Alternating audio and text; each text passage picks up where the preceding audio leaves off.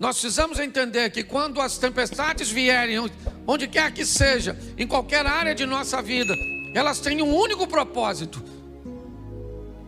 revelar em nós forças, capacitações que nós nem imaginávamos que tínhamos. Por que é tão difícil mudar? Porque muitas vezes estabelecer um novo padrão de ações, de pensamentos, é tão difícil. A maioria de nós sabemos o que é certo, mas temos grandes dificuldades de fazer o que é certo.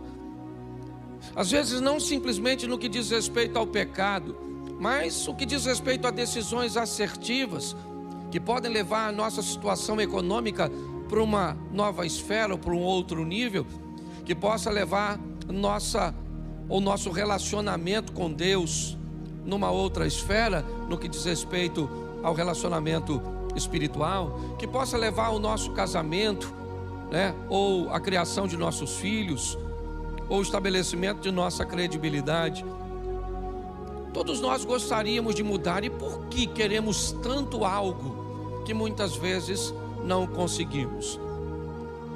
Talvez porque temos um pouco de dificuldade de entender que o nosso cérebro, programado para gastar sempre menos energia, sempre poupar, muito mais para que o corpo se mantenha firme, ele procure repetir comportamentos, ele procure sempre o conforto de fazer coisas cujas quais se precisa gastar menos energia. Daí todas as vezes que desejamos mudar, inevitavelmente vamos ter que sair do conforto de repetir comportamentos para o conflito de mudar de decisões. Algumas pessoas até conseguem êxito num curto prazo de tempo. Elas se matriculam numa academia e no começo elas conseguem desenvolver, certo? Mas depois elas param, elas começam a estudar, elas começam a praticar decisões mais assertivas no que diz respeito aos seus relacionamentos, mas não conseguem ir muito longe. Isso, se não tivermos a habilidade para avaliar, nós vamos dizer que essa pessoa é uma pessoa sem disciplina, vamos chamar talvez até de procrastinação, aquilo que não é, e uma série de outras coisas. Eu tenho aprendido que pessoas normalmente mudam em 4 ambientes, são os mais fortes de mudança. O primeiro ambiente onde as pessoas costumam mudar é o ambiente da dor, o ambiente onde as pessoas se machucam. Quando pessoas se machucam muito numa situação, essas feridas, essa dor, essas lembranças buscam fazer com que pessoas mudem. Nem sempre essas mudanças são positivas. Às vezes o trauma pode transformar uma pessoa de bem, uma pessoa boa, em alguém com mau comportamento. Mas é um ambiente de mudança, um ambiente de dor. Algumas pessoas, ou outro ambiente que é muito comum das pessoas mudarem também, são os ambientes de inspiração. Aquele ambiente onde você vai e alguém conta uma história, que venceu um câncer, que conseguiu ultrapassar uma dificuldade, que conseguiu, que uma porta fosse aberta depois da falência financeira. E nesse ambiente de inspiração, pessoas então inspiradas pelo exemplo do outro também mudam. Isso é muito comum, através dos testemunhos. Outras pessoas mudam num ambiente onde elas recebem ferramentas para mudar, informação, conhecimento. Ela achava que não tinha capacidade de mudança, ela não foi inspirada por um exemplo simplesmente, mas ela recebeu informações, conhecimentos, ferramentas, seja num ambiente de coach, seja num ambiente de terapia.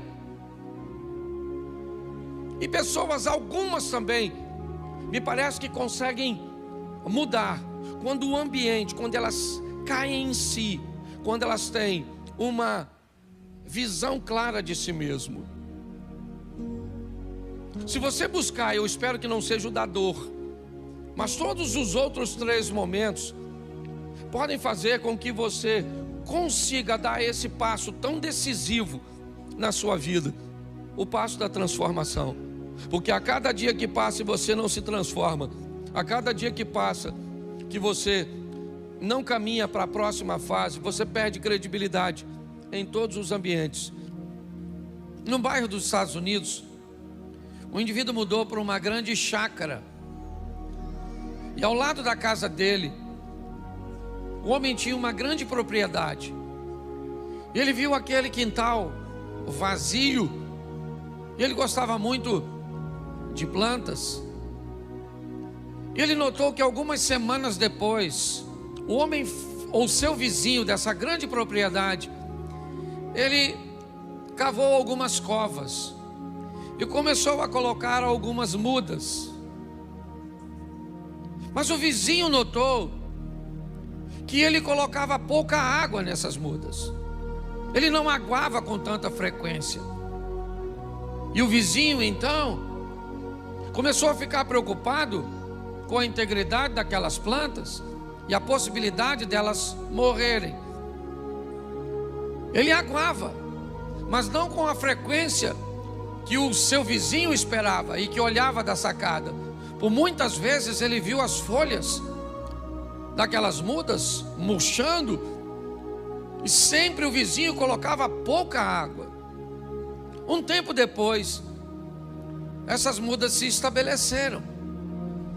Não era aquilo que o vizinho esperava olhando para a casa de seu próximo, mas algo muito mais esquisito começou a aparecer.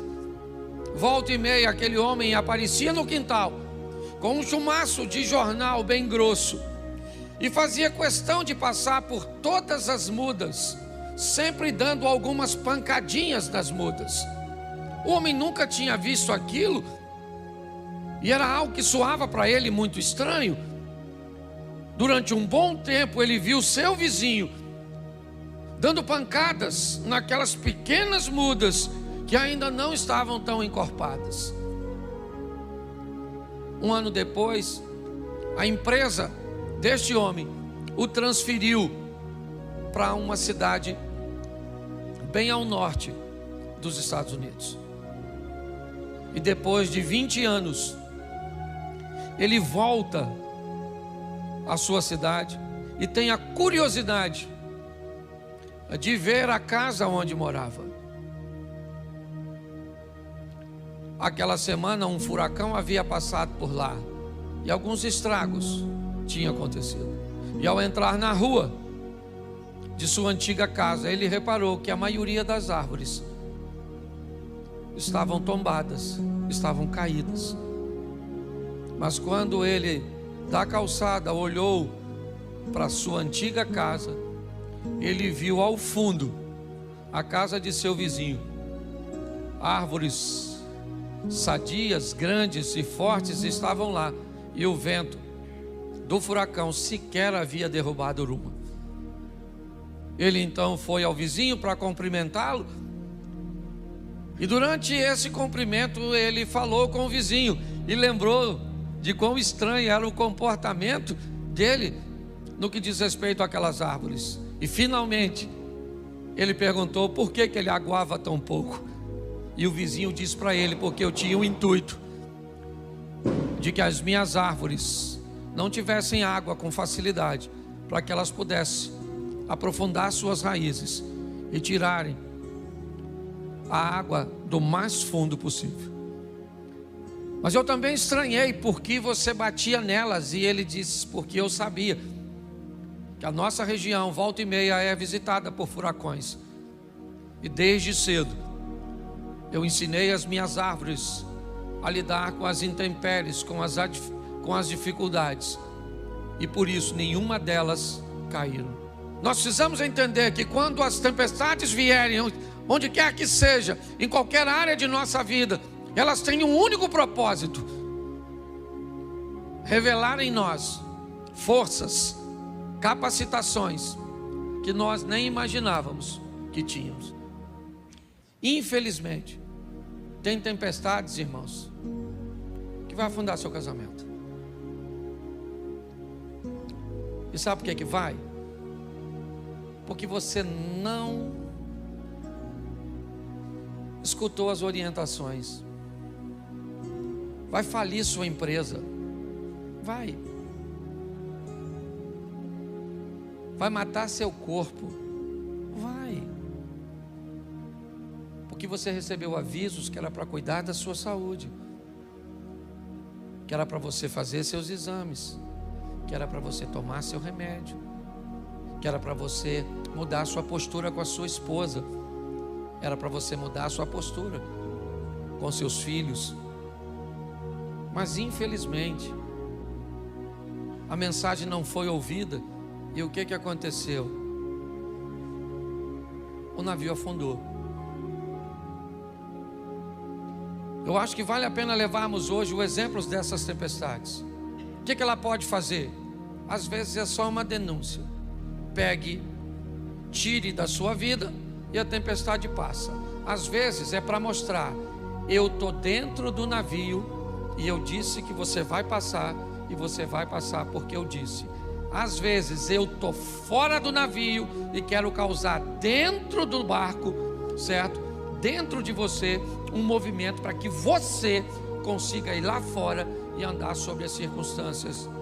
E aqui vale um alerta. Por muitas vezes eu já vi meu casamento encalhado aqui e as ondas batendo, querendo despedaçá-lo. Eu já vi. Eu tenho 31 anos de casado. Você pensa que a pauta divórcio nunca circulou no meu casamento? Já. Mas atento aos sinais. Graças a Deus sempre deu tempo de tomar uma providência.